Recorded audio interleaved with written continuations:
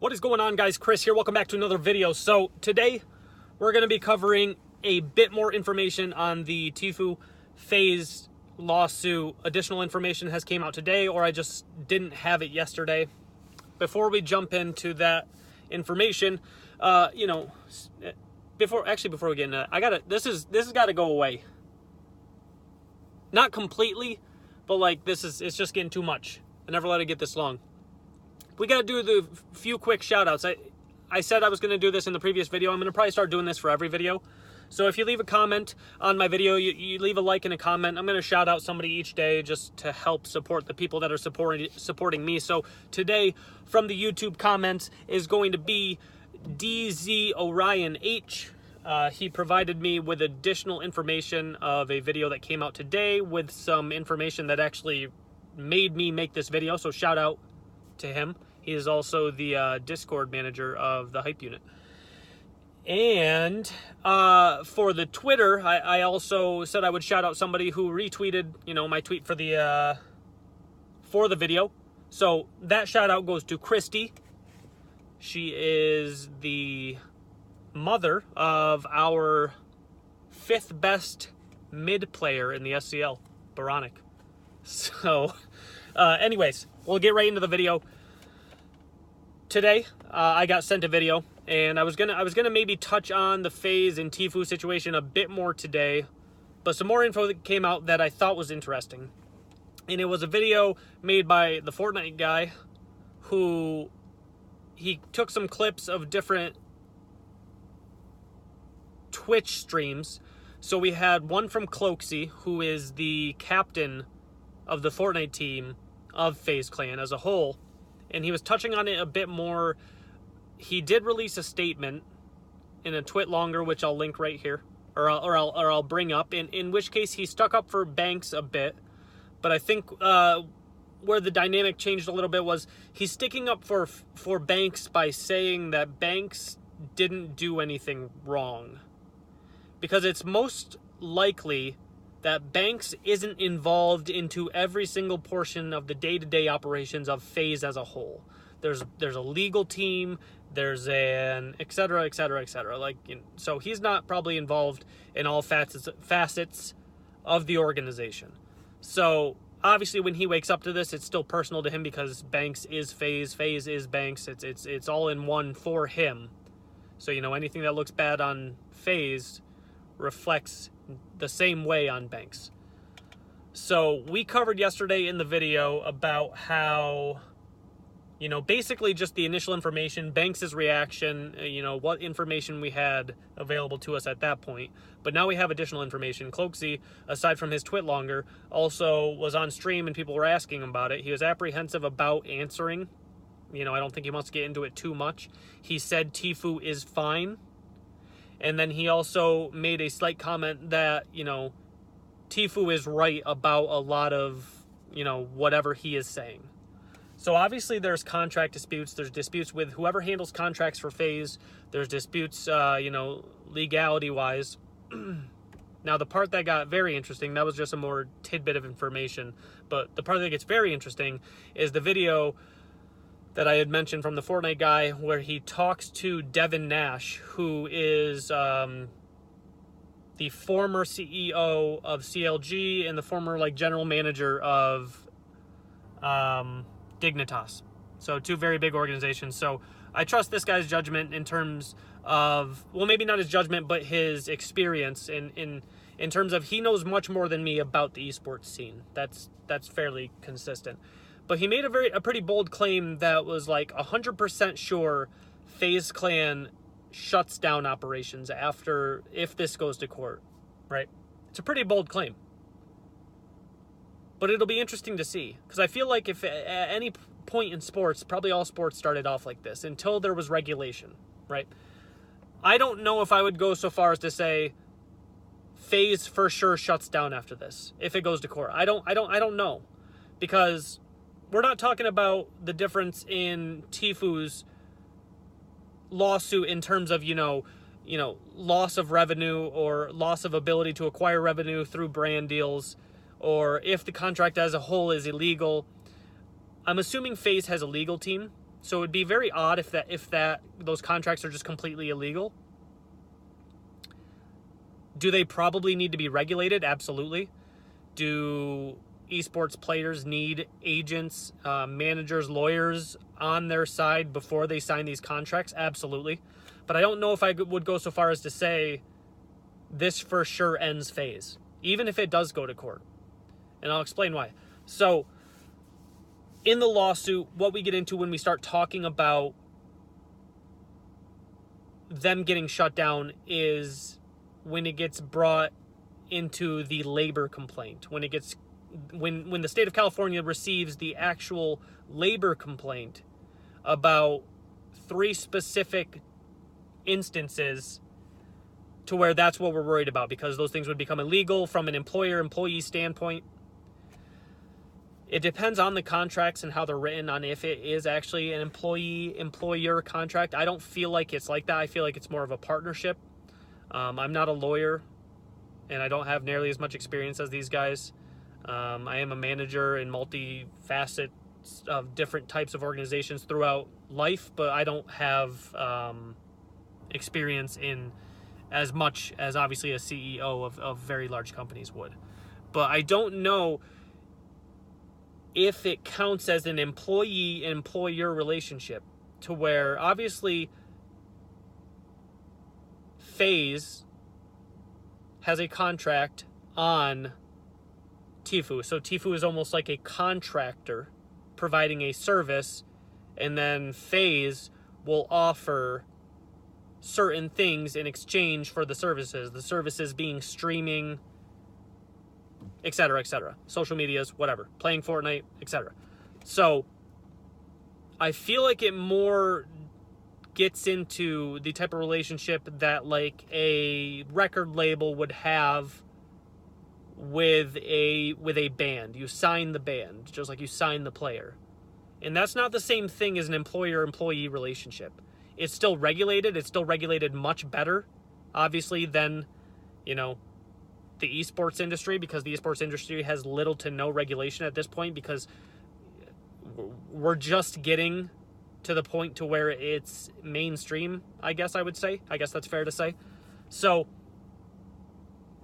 when you start talking about the injury from the skateboarding incident, it doesn't just fall into, did they sign waivers? Did they do this? That's all under the assumption that every moment of Tfue's interaction with any member of FaZe has to be considered work-related.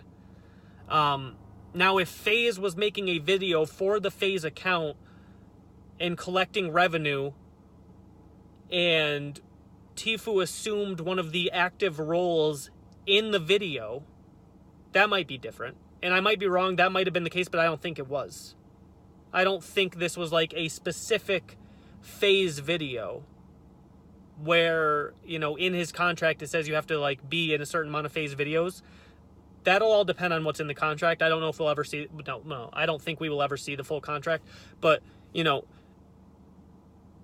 that's like saying if, we get in the future here and he's like, oh, I hurt my back maybe jumping off those bridges that I was in videos with when I was hanging out with the FaZe guys. Like, that doesn't just necessarily mean that now that is going to be a labor complaint. It's not the same thing to where if an employer was employing an employee and they got hurt at work. That's not the same thing. So I'm not 100% sure legality-wise that shuts FaZe down, and that's just a portion of it. That's not why they would get shut down overall. The signing of an 11-year-old, again, same thing. I mean, we're talking about a CEO of a company. I feel like he knows more than me. I do. Well, no, I know he knows more than me, okay? But in the state of California, a minor can sign a contract with, like FaZe. They can. The only stipulation that I'm aware of is that the minor is allowed to negate that contract at any point by choice. Or the parents or legal guardian can sign, because again, you are not in the contract telling the 11-year-old they have to put in a certain amount of hours into Fortnite or, grow a certain amount, I wouldn't think, because then that's where you start getting into child labor and all these different things. And obviously a minor's not allowed to sign a contract, but it's not an employer-employee relationship. So, I mean, there are definite regulations and there are definitely things that are going to be happening from this lawsuit. But to make the claim that FaZe Clan is going to shut down because of this, I do not think is even close to accurate. I think the state of California will use this as a molding of all future contracts and negotiations and labor, and I imagine it's going to get much more regulated. I think everything out of this, even though it's been negative, is going to be positive for players. It'll give a better idea on how companies are supposed to do contracts. So I think we will get a lot of good out of this. But to be that confident that this will shut down FaZe Clan, I still don't agree. The underage drinking thing, same thing. I don't think that's going to hold up in court. If it comes down the line where you're suing for being pressured to drink, but they obviously provided plenty of times where you were underage drinking anyway, I just don't see how that's provable in court. Again, it's not an employer-employee relationship. It's not like I'm going to drink with my boss, which is just more of a integrity issue rather than a labor issue. So again, the state of California is going to look into the labor complaint, the labor issues. But I don't necessarily know if they're going to find much.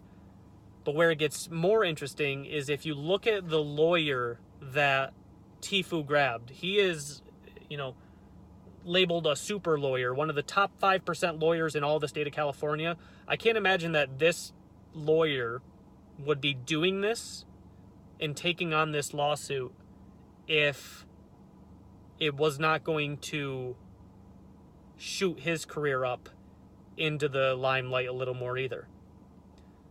So I don't know if I agree anymore that, this was just put in the contract to help, like the skateboarding thing and the drinking thing. I don't know if this was put in the contract necessarily to help Tfue get out of the contract. Because if you have this type of lawyer, this lawyer wants his name on something, groundbreaking. They want to change the way esports contracts are handled in general, which I think overall is a good thing. I don't think we want to see FaZe... Well, okay. I don't want to see FaZe Clan shut down. I do not want to see FaZe Clan, trashed for the way they've done contracts, because I think this is pretty consistent across all of esports that these are just the way contracts are done. So this is not FaZe's fault. This is not Banks' fault. I think this was going to inevitably happen at some point regardless. And it just happened to happen with FaZe. And Banks is taking it very personally, which he should. Because, FaZe is his. It's his. He, like I said before, he is FaZe. So when somebody starts saying, this isn't right, it's hard not to see it from a different perspective, because this is the way it always is. And especially since in the contract they've said, we can take all of this, and we haven't taken any of it. So I think that, they don't want to lose Tfue. He's a very valuable asset to FaZe. They have him on a contract which isn't necessarily favorable to Tfue. But Banks also mentioned that they have offered him, 3 separate deals and, $1 million whatevers. What is this guy doing here?